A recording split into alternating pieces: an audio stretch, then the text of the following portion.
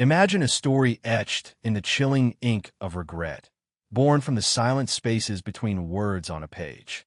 A love, once a vibrant sun, now collapsed into the cold, dense star of legal documents. Picture a man, his soul weary, his spirit fractured, signing away a past he could no longer endure, oblivious to the last, unread sentence. A sentence that held not an ending, but a devastating, life-altering beginning.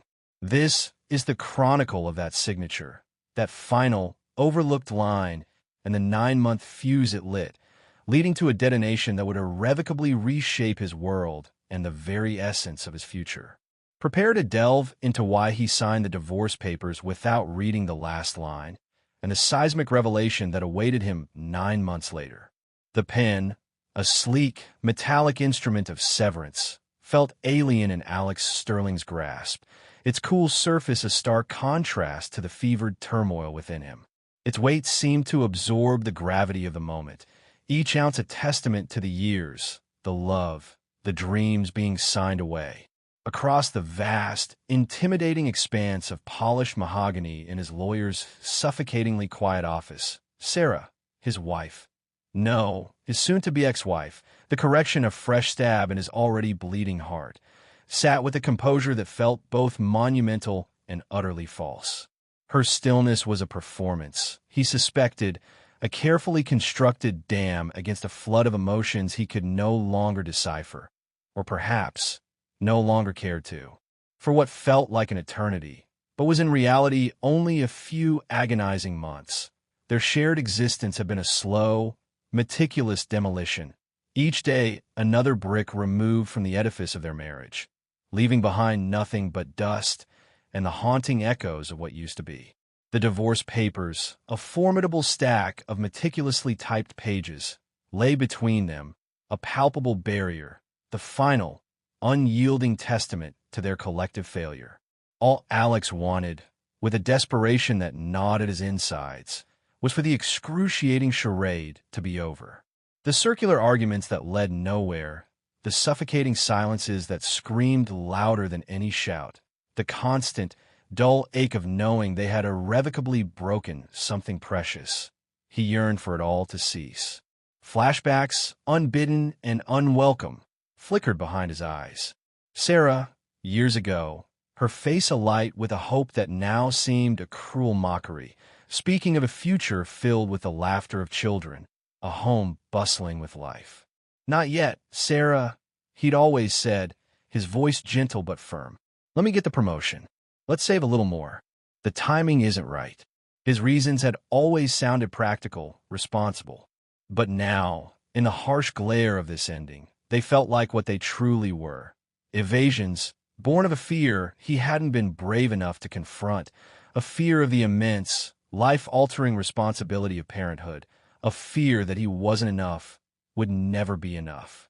He remembered the subtle dimming of her light with each postponement, the way her smile would falter for a fraction of a second before being plastered back on.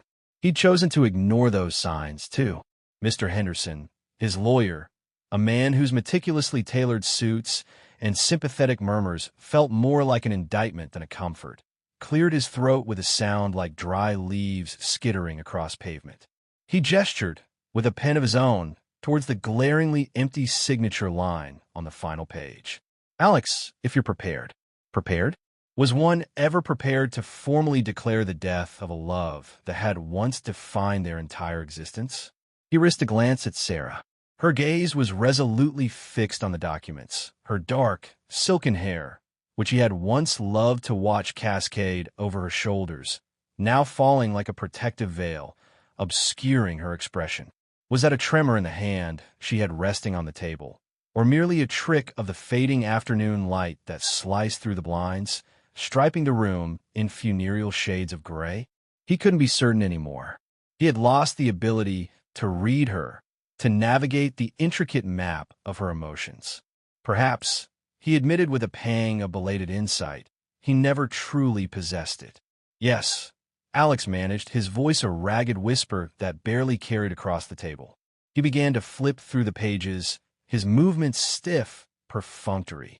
The dense blocks of legal jargon swam before his eyes, a meaningless torrent of whereasies and heretofores, each clause a nail in the coffin of their union.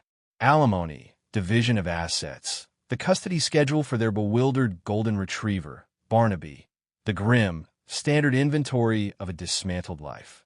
He'd reviewed the major points with Henderson in previous, equally strained meetings. The minutiae, Henderson had assured him with a pat on the shoulder that felt both condescending and dismissive, were standard boilerplate. Standard. As if any part of this agonizing process, this vivisection of a shared soul, could ever be described as standard. His eyes, gritty with lack of sleep and unshed tears, skimmed the dense paragraphs, his mind too numb, too saturated with grief, recrimination, and an overwhelming weariness to truly absorb the intricate details.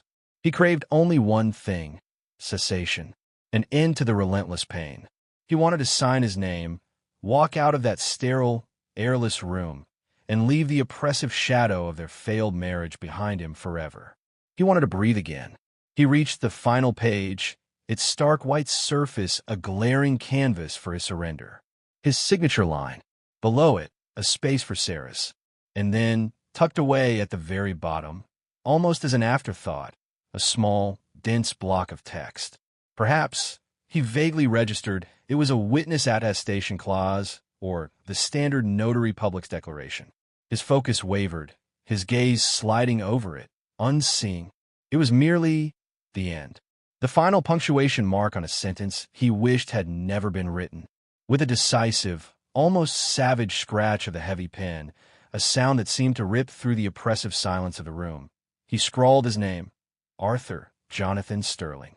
A name that suddenly felt like it belonged to a stranger, a hollow shell of the man who had once stood before a crowd of beaming friends and family, his voice thick with emotion, and pledged his eternal, unwavering love to Sarah Elizabeth Thorne. He pushed the stack of papers across the polished surface. The slight friction, the whisper of paper on wood, seemed unnervingly loud. Sarah reached for them, her movements slow, deliberate. She picked up her own pen. But unlike him, she didn't sign immediately. She read, or at least, she gave the appearance of reading, her dark eyes meticulously tracking the lines on that final page, lingering for what felt to Alex like an eternity on that very last block of text, the one he had so carelessly dismissed. A fleeting, unreadable emotion flickered across her features. Was it sorrow? Regret? Or something else entirely? Something harder, more calculating? He couldn't tell. Then, with a sigh so faint it was almost imperceptible, a mere breath of air, she signed her name. Sarah Elizabeth Thorne. She had already reverted to her maiden name, a small, sharp assertion of her reclaimed independence. The transition was brutally, officially complete. They rose, the scraping of chairs a jarring interruption. A stiff, awkward handshake followed, a grotesque parody of the intimacy they had once shared. "I wish you well, Alex," she said, her voice a carefully modulated monotone, devoid of any discernible emotion. "You too, Sarah," he replied, the words tasting like ash and regret in his mouth. And then he was out, stumbling slightly as he exited the oppressive confines of the law office, blinking against the unexpectedly harsh glare of the late afternoon sun.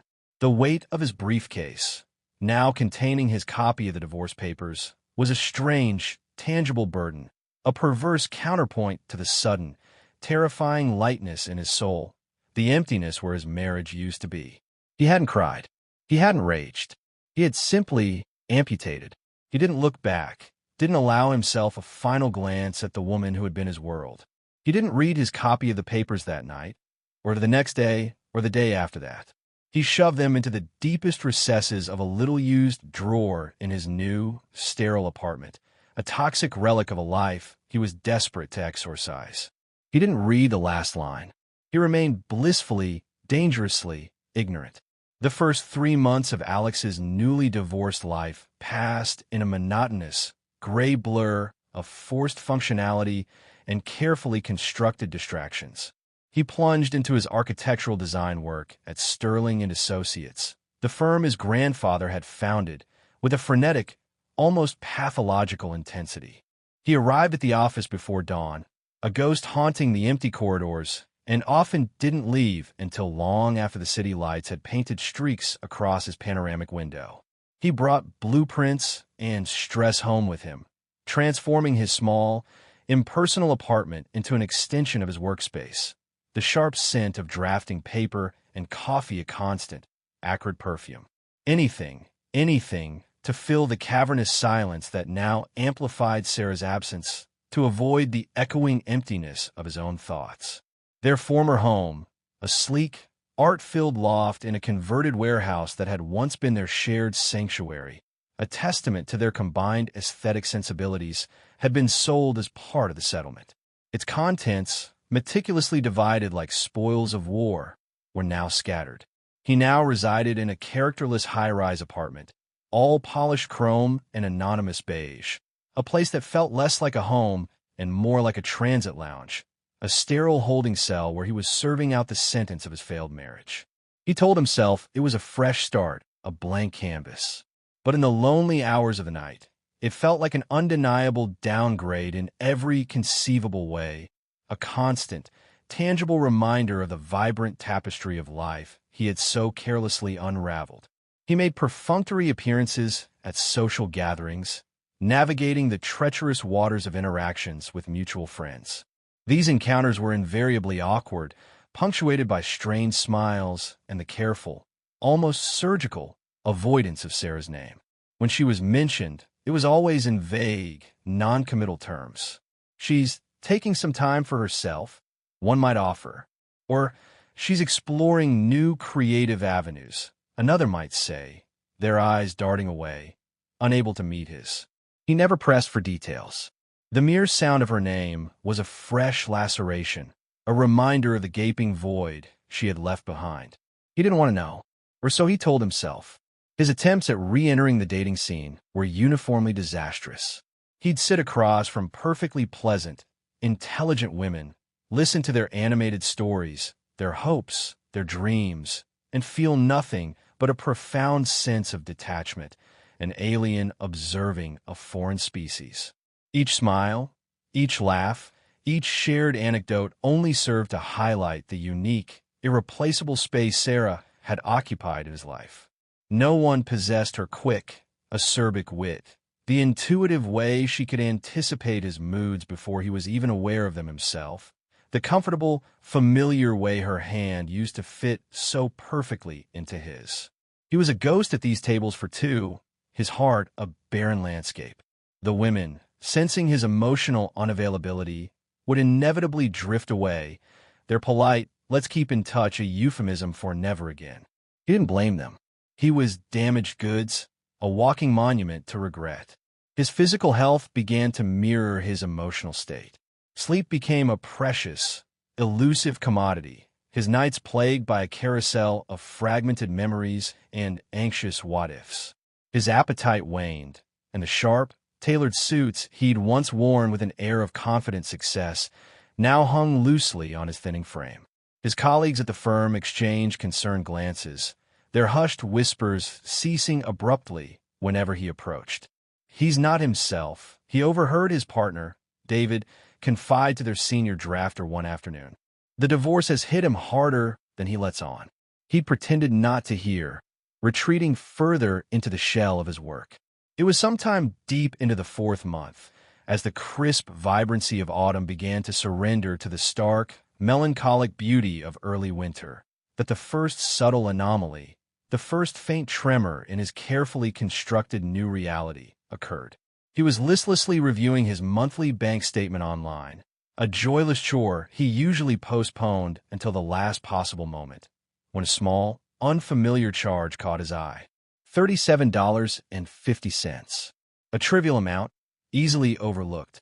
But the payee was what snagged his attention. SCT Enterprises. He frowned, a knot of unease tightening in his stomach. SCT Sarah Elizabeth Thorne. Is Sarah? No, surely not. Enterprises? She was a freelance graphic designer, exceptionally talented, yes, but her ambitions had always seemed more artistic than entrepreneurial, more focused on creating beautiful things than on building an enterprise. He vaguely recalled her mentioning, perhaps a year or so before their separation, a whimsical idea about starting a small online boutique for her intricate digital illustrations and perhaps some handcrafted items. A passion project, she'd called it. Could this be it? But even if it were, why would a charge from her new venture be linked to his bank account? The divorce settlement, meticulously drafted by Henderson and her own formidable lawyer, had been explicitly designed to sever all financial ties, to create two distinct, independent economic entities. Or so he had believed. He picked up the phone and dialed his bank's customer service line, a sense of irritation pricking at him. After navigating an infuriating labyrinth of automated prompts, he finally reached a human being, a young man whose voice oozed a practiced, insincere empathy. "Mr. Sterling, I see the charge here from SET Enterprises," the representative chirped after Alex explained his query. "It appears to be a recurring monthly payment, sir. It was set up with pre-authorization." "Pre-authorization?" Alex repeated, his frown deepening. "Pre-authorization from whom?" "From the primary account holder, sir." "I'm the primary account holder." Alex snapped, his patience wearing thin. "Yes, sir.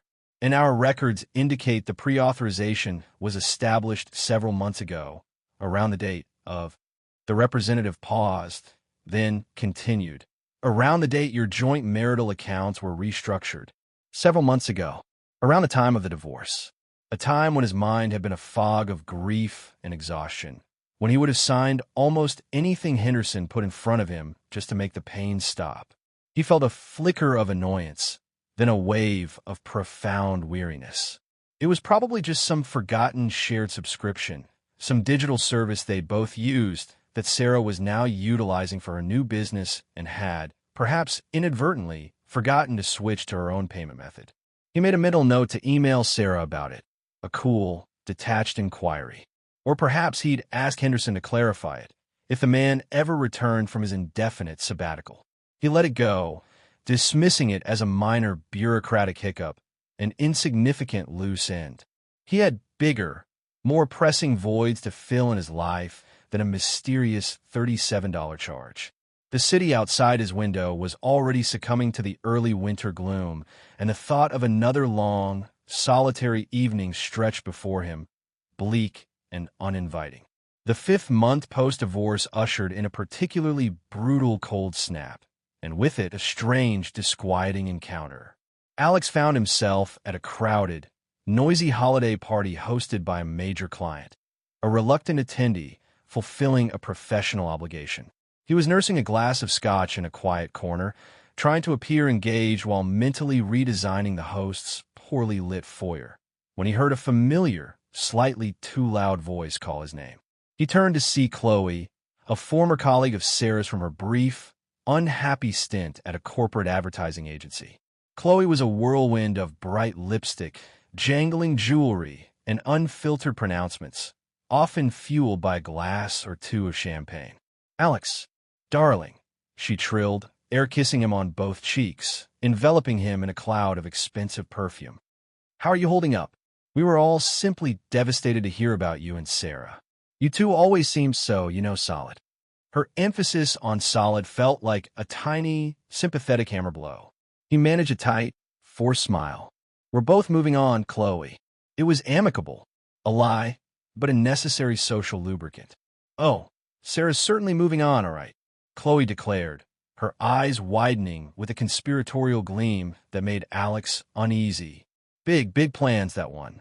Always did have a fire in her belly under all that quiet artistic stuff. She told me she was finally going to dedicate herself to her legacy project. So terribly mysterious about the details, of course, but positively glowing the last time I bumped into her. Radiant, actually, like a woman with a very exciting secret, or perhaps one who just swallowed a canary. "Legacy project?" Alex echoed, a flicker of genuine surprise cutting through his apathy. Sarah had always been ambitious in her creative pursuits, driven by a desire for excellence, but legacy project sounded uncharacteristically grandiose, almost portentous. It didn't align with the grounded, often self-deprecating Sarah he knew. Glowing? radiant. That, too, seemed incongruous with the image of a woman supposedly navigating the painful aftermath of a divorce. He'd envisioned her as a mirror of his own desolation, not as someone embarking on mysterious, glowing endeavors. Chloe giggled, oblivious to his internal discomfort. Well, you know her, Sarah. When she sets her mind to something, it's like a force of nature. Wouldn't tell me a thing about what it was, just smiled that enigmatic little smile of hers. Said she needed to be somewhere quieter, more conducive to her new focus. Even change her number, the sly thing. Anyway, must dash. Darling, Damien is waving frantically from across the room. Probably needs rescuing from his dreadful boss. And with another flurry of air kisses and jangling bracelets, she was gone, a vibrant tornado disappearing back into the throng, leaving Alex with a residue of profound unease and a host of unanswered questions. Glowing? Legacy project? A new focus in a quieter place? It didn't fit. None of it fit. The 6th month crawled by, marked by the relentless, monotonous tick of the SCT Enterprises charges against his bank account. $37.50. $37.50. A small, persistent drain, like a dripping tap he couldn't quite fix. He had, in a moment of combined irritation and a reluctant flicker of concern, attempted to contact Sarah. He'd sent a carefully worded, neutral email to her old address, inquiring politely about the charges and asking if she needed his new banking details for any outstanding share expenses. The email bounced back. Address not found. He tried her old mobile number, the one he still knew by heart despite himself. A crisp, impersonal recorded message informed him that the number was no longer in service. He felt a prickle of annoyance, quickly followed by a familiar wave of weariness. He didn't have the energy for a fight, for another round of recriminations or awkward explanations. He didn't want to engage. He just wanted peace, a clean break. If she needed to sort out some minor financial loose end, she knew how to reach him through the lawyers. He decided to let it lie, another unresolved issue relegated to the already overflowing file in his mind labeled Sarah. One particularly bleak and rain-lashed Saturday afternoon in the 7th month. While rummaging through a box of belongings he still hadn't fully unpacked from move, a testament to his lingering inertia, he stumbled upon an old photo album. Its faux leather cover was worn, its pages yellowed at the edges. He sank onto the floor, the unopened box forgotten, and began to flip through it. Pictures of him and Sarah, frozen moments from a happier, irretrievable past. There they were, beaming, wind-blown, on a cliff overlooking the Pacific, laughing uncontrollably, covered in mud after a failed attempt at pottery making, holding hands, their faces illuminated by the soft glow of lanterns during a trip to Thailand. And then, the wedding photos. Sarah, radiant in ivory lace, her eyes shining with a love so pure, so absolute, it made his present self ache with a profound, unbearable sorrow. He remembered her, on one of their early anniversaries, her voice soft with a wistful longing, talking about wanting a family, about filling their sun-drenched loft with the chaotic joy of children. He'd held her close, murmured reassurances, but always, there had been that deferral, that not yet, that when things are more settled, when my career is more stable, when we're truly ready. Excuses. Cowardly, self-serving excuses, he realized now, with the brutal clarity of hindsight. It had been fear, not prudence, that had dictated his responses. Fear of the unknown, fear of the irrevocable change fatherhood would bring, fear of failing at something so monumentally important. Had he, in his fear and emotional reticence, broken her heart long before the lawyers and the divorce papers had entered the picture? The question hung in the stale air of his apartment, heavy and unanswerable. He also recalled, with a sudden, jarring clarity, a conversation they'd had, perhaps 18 months before the end. Sarah's cousin, Jenny, had just emerged, bruised and battered, from a particularly acrimonious divorce and a subsequent, vicious custody battle over her 2 young children. Sarah had been deeply affected by Jenny's ordeal. "If anything ever happened to us," Alex, she'd said, her voice unusually strained. I'd want things to be clear. Ironclad, especially if there are children involved. No ambiguity. No room for fighting. He dismissed her concerns at the time, attributing them to her distress over Jenny's situation. That won't happen to us, Sash, he'd said confidently, perhaps arrogantly. We're different. Famous last words. Now, her statement echoed in his mind with a chilling new significance. The silence from Sarah remained absolute. He heard through the convoluted grapevine of familial connections, a brief, awkward remark from his sister, who had unexpectedly encountered Sarah's mother at a charity luncheon, that Sarah had taken an extended sabbatical and was focusing on her health and a significant personal project. Again, the infuriating vagueness, the carefully constructed wall of evasion. But the mention of health snagged in his mind, triggering a fresh wave of disquiet. Was she unwell? Despite the anger and the bitterness that still simmered beneath the surface of his grief, he didn't wish her ill. A pang of an old, familiar protective instinct, one he thought he had successfully extinguished, flickered within him. His insomnia worsened. His nights became a battleground, his mind a relentless prosecutor, replaying scenes from their marriage, dissecting conversations, searching for clues, for the precise, infinitesimal moment when the first hairline crack had appeared in their foundation. He found himself thinking, with an almost obsessive intensity, about his copy of the divorce papers, still languishing in that forgotten drawer. A sudden, inexplicable, almost desperate urge to retrieve them, to read every single word, every clause, every meticulously crafted sentence, pricked at him with increasing frequency. He resisted it. What was the point? It was a done deal, a closed chapter. Rereading, it would only reopen old wounds, dredge up more pain. Or so he rationalized. Then came the 8th month. It was a Tuesday morning, gray and unforgiving, much like his mood. He was staring blankly at his computer screen, trying to summon the enthusiasm to review a set of complex structural drawings, when an email alert chimed from his personal account. It was from the private investment bank that managed his substantial long-term portfolio, an account he rarely touched, earmarked for ambitious future goals, a dream house on the coast, perhaps, or early retirement. The subject line was innocuous. Notification of scheduled transaction. He clicked it open with a sense of mild curiosity, expecting a routine update or a market analysis. His blood ran cold. The email informed him, in polite, impersonal banking jargon, that a significant withdrawal, a sum so large it made his vision blur momentarily, had been scheduled from his primary investment account. A very significant withdrawal. He hadn't authorized any such transaction. He hadn't even logged into that account for months. His heart began to hammer against his ribs like a trapped bird. He snatched up his phone, his hand trembling so violently he fumbled the numbers twice before successfully dialing the investment bank's priority client line. "There's been a mistake," he blurted out as soon as a representative answered, his voice tight with a rising panic. "A fraudulent withdrawal. My account has been compromised." The representative, a woman with a calm, maddeningly measured voice, took his details with an air of practiced patience. There was a long, agonizing pause, filled only by the rhythmic click of her keyboard. "Mr. Sterling," she finally said, her tone unwavering, "I see the withdrawal request you're referring to. It is indeed scheduled for approximately 4 weeks from today. However, sir, it doesn't appear to be fraudulent.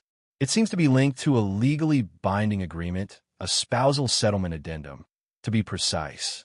Authorized by you, Mr. Sterling." "What? No, that's impossible," Alex exclaimed, a wave of dizziness washing over him. "What addendum? My divorce was finalized months ago. All financial settlements were concluded then. I am unable to discuss the specific details of the legal document itself, Mr. Sterling, as per our privacy protocols," the representative stated, her voice still unervingly calm. "However, our records indicate that we received a fully executed and notarized directive, co-signed by you and MS. Sarah Elizabeth Thorne, authorizing this specific transfer on a designated future date. The date of the scheduled transfer aligns with precisely 9 months post-finalization of your divorce decree, which, according to our records, was officially recorded on. She then read out the exact date. The fateful date Alex had signed the papers in Henderson's office. 9 months. The phrase echoed in the sudden, terrifying silence of Alex's office, cold, ominous, and utterly incomprehensible. 9 months from signing. What in God's name had he unknowingly agreed to? SCT Enterprises. Sarah Elizabeth Thorne. Chloe's words about Sarah glowing and her legacy project. Sarah's mother's comment about her focusing on her health. A horrifying, unthinkable premonition began to coalesce in the dark recesses of his mind, so monstrous, so utterly beyond the realm of possibility, that he violently pushed it away. It couldn't be. It simply couldn't be. I need to see this directive, Alex managed, his voice barely a choked whisper. I need a copy of whatever document I supposedly signed that authorizes this theft. Of course, Mr. Sterling, the representative replied smoothly. We can mail a copy of the authorization to your address on file. Alternatively, you can liaise directly with your legal counsel who facilitated the original agreement. His legal counsel, Henderson, the man on the conveniently timed, indefinite sabbatical. Alex hung up the phone, his hands slick with cold sweat. He felt physically ill, a nauseating wave of dread churning in his stomach. He stumbled across his new, sterile living room to the antique bureau where he'd carelessly thrown his copy of the divorce papers. He yanked open the drawer, his breath catching in his throat, his heart pounding a frantic rhythm against his ribs. He rummaged through its contents with frantic, clumsy movements, piles of old receipts, irrelevant letters, a forgotten silk tie, a collection of single cufflinks. No papers. He must have filed them somewhere else, perhaps in his office at work, amongst the architectural plans and client correspondence. Or had Henderson retained his primary copy, as lawyers sometimes did? He immediately called Henderson's law firm. The receptionist who answered was new, her voice unfamiliar and overly bright. Mr. Henderson is currently on an extended sabbatical, sir, she chirped, in response to his urgent demand to speak with his lawyer. He's out of the country and quite unreachable for the next few months, I'm afraid. A sabbatical? Now, the timing felt too precise, too convenient, too much like a strategic evasion. I need a copy of my divorce agreement, Alex said, his voice strained, trying to keep the rising panic from his tone. It's extremely urgent, a matter of significant financial importance. I'm sure we can locate that for you in our archives, sir, the receptionist replied, her cheerfulness unwavering. It might take a few business days to retrieve and copy the file. We're a little short-staffed at the moment. Days? Alex practically shouted, his carefully constructed composure shattering. I don't have days. There's a massive, unauthorized withdrawal scheduled from my investment account, directly linked to something in those papers. The receptionist, clearly flustered by his outburst, stammered an apology and promised to expedite the search, assuring him she would mark his request as high priority. The next few days passed in a torment of anxiety and sleepless nights. Alex barely ate, existing on a diet of black coffee and nervous energy. He tore his apartment apart, meticulously searching every drawer, every shelf, every forgotten box. Then he did the same at his office, sifting through piles of blueprints and old project files until his desk looked like it had been hit by a hurricane. Nothing. His copy of the divorce papers had seemingly vanished into thin air. The disparate, unsettling pieces of the puzzle were beginning to click into place, forming a horrifying, almost surreal picture in his mind. Sarah's quiet, almost unnerving persistence about certain financial clauses during their settlement negotiations, clauses he'd barely glanced at, eager to concede anything just to expedite the process. Henderson's bland, oft-repeated reassurances that everything was perfectly standard. Alex, nothing to worry about. The strange, lingering look Sarah had given that final page before affixing her signature. He remembered, with a jolt that sent a fresh wave of nausea through him, her quiet intensity when they had, in happier times, discussed the abstract idea of children. Her deep-seated, almost visceral yearning for a family. He even recalled, with a sickening lurch in his stomach, the way her hand had rested, almost protectively, on her lower abdomen during one of their last, most bitter arguments before he moved out, a fleeting, unconscious gesture he had dismissed at the time as a sign of stress or emotional turmoil. Had she been already? No, the timing wouldn't quite align, not for a 9-month revelation. But what if the last line wasn't about something that had already occurred, but something that would occur? Something planned, something orchestrated? The call from Henderson's office finally came late on a Friday afternoon, just as Alex was about to abandon hope for the week. A flustered paralegal informed him that they had, after much searching, located his file. They could courier a certified copy of the final divorce decree and all associated addenda to him immediately. When the thick, official-looking envelope arrived by special messenger an hour later, Alex's hand shook so violently he could barely tear it open. He spread the voluminous documents across his dining table, his heart pounding against his ribs like a trapped bird fighting for escape. He forced himself to breathe, to be methodical. He flipped past the familiar, agonizing clauses detailing the division of their shared property, the spousal support agreement he had grudgingly accepted, the meticulously outlined arrangements for Barnaby's joint custody. His eyes scanned each page with a new, desperate intensity, every word, every comma, every capitalized term magnified by his rising tide of dread. He reached the final page of the main agreement. His signature, bold and stark. Sarah's signature, more delicate but equally resolute. And then, appended after it, separately stapled and titled Addendum C, was the section he had barely registered. The last block of text. Not a simple witness attestation. Not a standard notary seal. It was a single, elegantly phrased, utterly devastating paragraph. His breath hitched in his throat. The meticulously ordered world he thought he inhabited seemed to tilt and shimmer, the words on the page swimming before his eyes. Addendum C. Post-dissolution parental acknowledgement and financial provision for issue of the marriage. The undersigned, Arthur Jonathan Sterling, hereinafter prospective father, hereby acknowledges his potential paternity of any child conceived during the formal period of the marriage to Sarah Elizabeth Thorne, hereinafter prospective mother.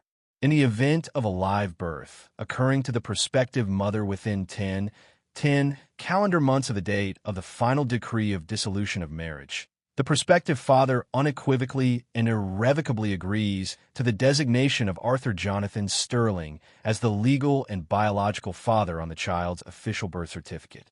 Furthermore, Arthur Jonathan Sterling agrees to the immediate establishment of an irrevocable trust fund for the benefit of said child, to be titled the Daniel Thorne Sterling Trust, said trust to be funded by a one-time, lump sum transfer of a 7-figure sum that made his vision blur and his stomach clench from his designated private investment account. The specific account number was listed with chilling accuracy to a new trust account managed by SET Enterprises as appointed trustee.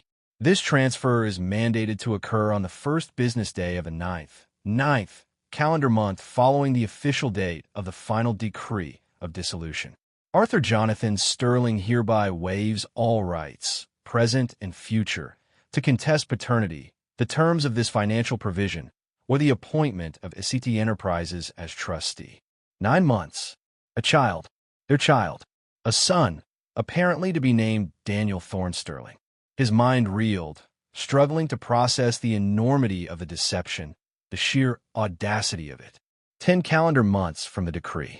They had still been intimate, albeit sporadically, unhappily, mechanically, in the dying, toxic weeks of their marriage, right up until the final, explosive argument that had culminated in him packing a bag and storming out. The timing was sickeningly, mathematically precise. Sarah had known. When she had sat across that mahogany table, her face an unreadable mask, she had known she was pregnant. Or, at the very least, she had suspected it strongly enough, certainly enough, to have had this Machiavellian clause drafted and surreptitiously inserted. SET Enterprises, not an artisanal craft shop. It was the designated trustee for his son's enormous trust fund. Her legacy project. Her child. His child, the one he had unknowingly, and now irrevocably, agreed to father and fund. The small, insignificant monthly charges of $37.50. Prenatal vitamins? Specialized organic baby food? Small, essential baby supplies? Funneled through a vaguely named corporate entity to avoid his immediate suspicion until the main financial payload was delivered. Her glowing appearance, as described by the gossiping Chloe. Her mother's talk of her focusing on her health. It all coalesced into a single, terrible, horrifyingly clear picture. He felt a fresh wave of violent nausea, quickly followed by a surge of incandescent, white-hot rage, a rage so potent it made him tremble. And then, just as quickly, came a profound, hollowing despair that threatened to swallow him whole. He had been played, utterly and completely outmaneuvered, by Sarah, the woman he had loved with every fiber of his being, the woman he had trusted implicitly, even in the depths of their anger and disillusionment, and by Henderson, his own lawyer, the man he had paid handsomely to protect his interests, who had clearly been either monstrously complicit in this charade or so criminally negligent as to border on malpractice. Henderson's conveniently timed, extended sabbatical suddenly looked less like a well-deserved vacation and more like a strategically planned escape from the inevitable fallout. 9 months. The date of the scheduled fund transfer was less than a week away. The baby was due any day, or perhaps had already arrived. Daniel Thorne Sterling. He had to find her. He had to confront her. He had to see his son. Finding Sarah in her self-imposed exile proved to be a more formidable challenge than Alex had anticipated. Her mother, when he called her, was polite but unyieldingly firm. Sarah was resting comfortably in a quiet, private location and was not receiving any visitors or calls at this time. Her old friends, the few he tried to contact, were equally evasive, offering vague platitudes and feigned ignorance. It was as if an impenetrable wall of silence, a conspiracy of omerta, had been erected around her. But Alex was now a man possessed, driven by a potent cocktail of fury, betrayal, and a strange, terrifyingly powerful yearning he couldn't yet name. He hired a private investigator, a discreet, highly recommended professional whose name he'd obtained from a business associate who'd once navigated his own messy, high-stakes divorce. The investigator, a former police detective named Marcus Thorne, no relation, Alex fervently hoped, was expensive but efficient. Within 48 agonizing hours, Thorne had an address, a small, rented cottage in a quiet, picturesque coastal town a couple of hours north of the city, a town known for its excellent schools, its family-friendly atmosphere, and its relative anonymity. He drove there on a cold, blustery Saturday morning, his knuckles white as he gripped the steering wheel, a maelstrom of conflicting emotions raging within him. Anger, raw and visceral, still burned fiercely. Betrayal, sharp and bitter, coated his tongue. Confusion swirled like a thick fog in his mind. And beneath it all, a strange, terrifying, undeniable flicker of, what? Anticipation? He was going to see his child. A child he hadn't known existed until a few days ago.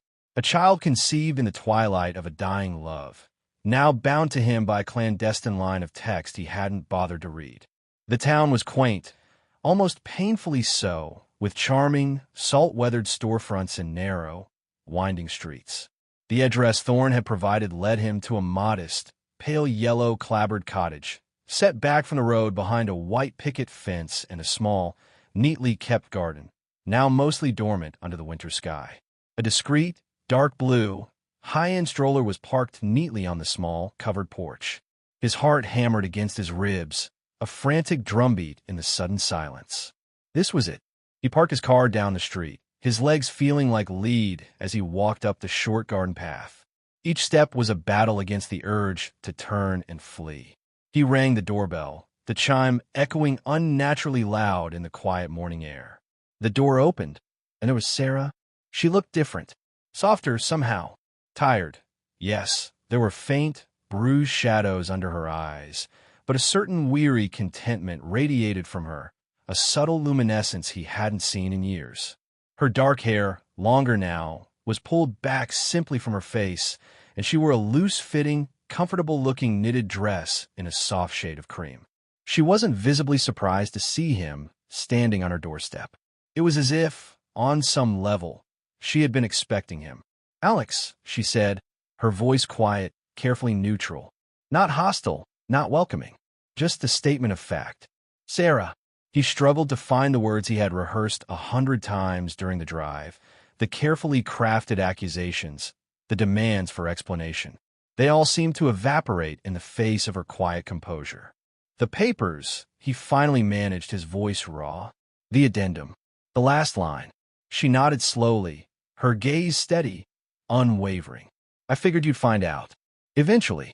Eventually, Alex exploded, the carefully suppressed anger finally erupting. "Eventually, Sarah? 9 months. A child. Our child. How could you not tell me? How could you possibly think you could do this? This outrageous deception." She didn't flinch from his fury. "Come in, Alex," she said, her voice still low but firm. "We shouldn't have this conversation on the doorstep. For his sake." She gestured vaguely towards the interior of the cottage. He hesitated for a moment, then stepped reluctantly inside.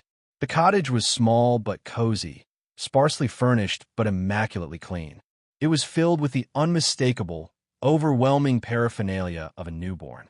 A beautifully crafted wooden Moses basket stood in the corner of the sun-drenched living room. A pile of soft, gender-neutral blankets in shades of yellow and green lay neatly folded on a rocking chair. The faint, sweet, unmistakable scent of baby powder and milk hung in the air. "He's sleeping," Sarah said softly, her eyes flicking towards the basket. "A boy. Daniel. Daniel Thorne Sterling. He arrived 3 days ago. Daniel. His son." He felt a bizarre, powerful gravitational pull, an almost irresistible urge to cross the room, to look into that basket. He resisted it, anchoring himself to his anger, his sense of betrayal. "Why, Sarah?" he demanded, his voice hoarse with emotion. "Why this elaborate, cruel deception? This emotional and financial ambush?" Sarah sank wearily onto a small sofa, her shoulders slumping almost imperceptibly. "It wasn't intended to be an ambush, Alex," she began, her voice low and laced with a profound tiredness. She looked up at him then, and for the first time, he saw past his own pain to the complex tapestry of emotions in her eyes. Defensiveness, yes, but also a deep, abiding pain that mirrored his own, and a surprising, heart-wrenching vulnerability. "Then what, in God's name, was it?" He pressed, his arms crossed tightly over his chest, a defensive posture. "I found out I was pregnant about a week after you moved out," she said, her gaze dropping to her hands, now clasped tightly in her lap. "Just after we'd both agreed, in that awful, final argument, that the divorce was inevitable. I was shattered and utterly terrified. I knew how you felt about having children, Alex. Or rather, how you consistently felt about not having them yet. Always not yet. Always a reason to delay. I was 36 years old, Alex. My biological clock wasn't just ticking anymore. It was sounding a 5-alarm fire." He remembered her increasingly desperate pleas in the last year of their marriage, her voice soft with a yearning that had gradually sharpened into frustration, then into a quiet, simmering resentment. He remembered his own constant deflections, his inability to commit to the one thing she seemed to want more than anything else in the world. Guilt, sharp, cold, and unwelcome, pierced through the layers of his anger. "I thought about telling you immediately," she continued, her voice barely above a whisper. "Every single day, I replayed that conversation in my head. But I was so scared, Alex. Scared you'd try to convince me not to go through with the pregnancy. Scared you'd feel trapped, coerced, resentful. Our marriage was already dead. Alex, we both knew that, even if we hadn't signed the papers yet. I couldn't bear the thought of our child being born into that bitterness, that unresolved anger, of him becoming a pawn in our shared unhappiness, another source of conflict between us. So you decided the best course of action was to trick me into fatherhood?" He shot back, his voice laced with fresh accusation. to bind me financially to the tune of a fortune, without my knowledge or consent, to essentially steal my future. Sarah's head snapped up, her eyes flashing with a spark of the fire he remembered. It was never a trick about fatherhood, Alex. You were his father. That was a biological fact, a reality, regardless of any piece of paper, any legal clause. The addendum. It was about ensuring his security, his future. It was about ensuring he had the same opportunities, the same advantages that you would have unquestionably given him if things between us had been different. If we had been different, and he had been a planned, joyfully anticipated child. Her eyes welled up, and she dashed away a tear with the back of her hand. And yes, I knew you wouldn't read the fine print. You never did, Alex. You always hated dealing with the details, the tedious paperwork. You always left that to me or to the lawyers. You just wanted out. You were so desperate to be free of me, of US, of the mess we'd made. You would have signed anything to make it happen quickly. Her words hit him with the force of a physical blow, because they were undeniably, painfully true. He had been desperate. He had skimmed. He had signed. He had abdicated his responsibility in his frantic haste to escape the pain, the failure, the suffocating weight of their dying marriage. And Henderson, he asked, the bitterness like acid in his throat. Your partner in crime? Was he in on this elaborate scheme from the beginning? Sarah shook her head, a flicker of something that might have been contempt crossing her features. I drafted that clause myself, Alex, based on extensive legal advice I sought from a specialist in family law, someone completely unconnected to Henderson or his firm. Henderson, I believe he simply assumed it was something we had discussed and agreed upon privately, something you were fully aware of and okay with. He's not known for his meticulous attention to detail, as you yourself have often remarked.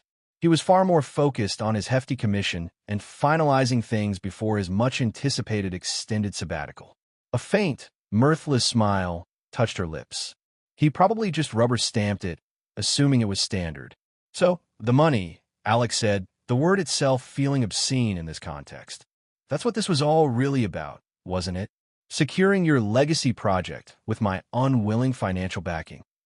Sarah's eyes flashed again, this time with a genuine hurt that surprised him.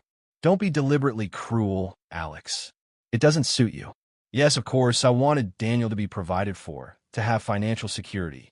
What mother wouldn't want that for a child? But it was never just about the money. Not solely. It was about acknowledgement. It was about ensuring Daniel knew, unequivocally, who his father was, that he wasn't an accident, or an unwanted burden, or an afterthought. She gestured vaguely around the small, sunlit room. The SCT Enterprises account, the small monthly charges, that was just me, trying to manage things practically, to buy some essential supplies, some initial things for him, without raising any immediate alarm bells with you before the trust was officially funded. It was clumsy, I know. I was improvising, terrified and alone. A small, protesting cry, thin and reedy, suddenly emanated from the Moses basket in the corner. It was followed by a more insistent, tiny wail. Sarah's expression, which had been a mixture of defiance and sorrow, softened instantly, transformed by an instinctive, overwhelming maternal tenderness. She rose gracefully and went to the basket, her movements fluid and sure. She leaned over, murmuring soft, soothing words Alex couldn't quite make out, and then gently lifted out a small, perfectly formed, swaddled bundle. Alex watched, frozen in place, his anger momentarily forgotten, replaced by a strange, breathless curiosity.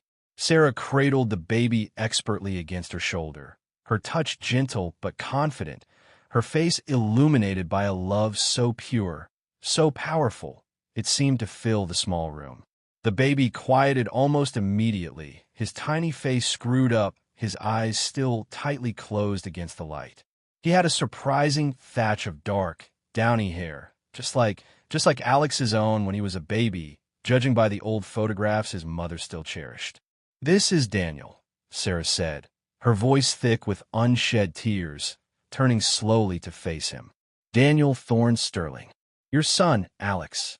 He took a hesitant step closer, then another, drawn by an invisible, irresistible force he didn't understand.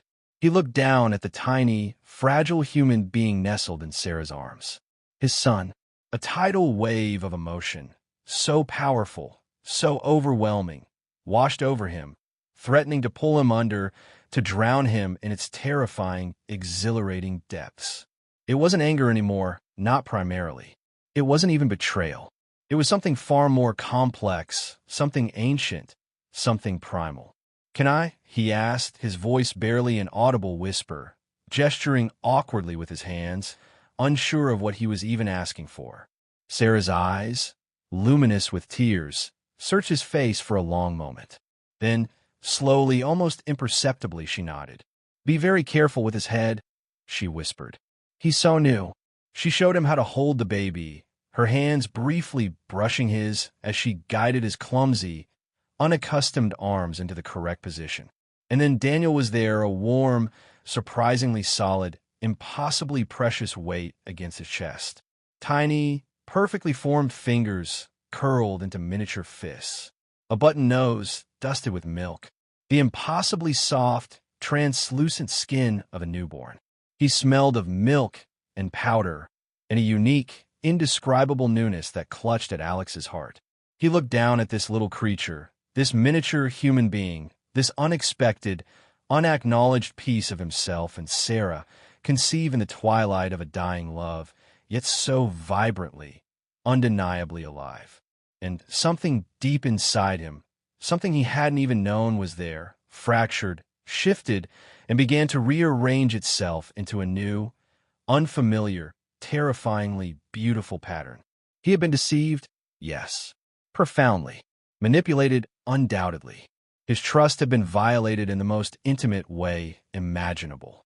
But looking down at the sleeping face of Daniel, his son, a fierce, unexpected, almost savage protectiveness surged through him, eclipsing everything else. This wasn't just a clause on a piece of paper anymore, a legal abstraction, a financial liability. This was real. This was flesh and blood. This was his son. "He looks so much like you, Alex," Sarah whispered, a single tear finally escaping and tracing a shimmering path down her cheek, especially around the eyes. Alex couldn't speak. He couldn't move. He just stared at Daniel, his mind a chaotic whirlwind of conflicting emotions, his carefully constructed world irrevocably shattered and remade in an instant. The future he had meticulously, if bleakly, envisioned for himself, a future of solitary, emotionally sterile freedom, of slowly, painfully rebuilding his life on his own terms, had just been irrevocably, magnificently altered by a life he hadn't known he'd co-created, by a secret hidden with devastating cunning in the last line of a document he hadn't read. The silence in the small cottage stretched, thick and heavy, filled only by the baby's soft, rhythmic breathing and the frantic beating of Alex's own heart. "What now, Sarah?" he finally asked, his voice hoarse, his gaze still resolutely fixed on Daniel's peaceful, innocent face. The anger was still there, a simmering ember beneath the surface, but it was now complicated by a bewildering array of other, more powerful emotions. "I don't know, Alex," she admitted, her voice weary, almost defeated. "I truly don't know. I did what I thought I had to do, what I believed was best for him, for Daniel. Maybe the way I did it was wrong, unforgivably wrong. Probably. But I couldn't face the thought of losing him, or of bringing him into the world with a father who I feared wasn't sure he wanted him, who might see him as a mistake, a burden." He looked up at her then, really looked at her, perhaps for the first time in years, seeing past his own pain, his own grievances. Not as the woman who had betrayed his trust, but as the mother of his child. He saw the fear that still lingered in the depths of her eyes, the profound exhaustion etched into the lines around her mouth, but also a steely, quiet determination, a fierce maternal resolve. She had fought for her son, in her own flawed, desperate, and morally ambiguous way. "I need time," he said, the words feeling heavy, inadequate. "I need time to process all of this, to understand, to try and make sense of it." "I know," she replied softly. "Take all the time you need, Alex." I understand that this is a shock. But Alex, she paused, her gaze pleading. He deserves a father. A real father. Not just a name on a birth certificate and a well-funded trust fund. He deserves to know you. He deserves to feel your love. Alex looked back down at Daniel. The baby stirred slightly in his arms, his tiny mouth working, his impossibly small hand somehow managing to uncurl and grasp Alex's index finger. A small, trusting, surprisingly strong grip. 9 months ago, he had signed a piece of paper, driven by a desperate desire to end a chapter of his life, to escape the pain of a failed marriage.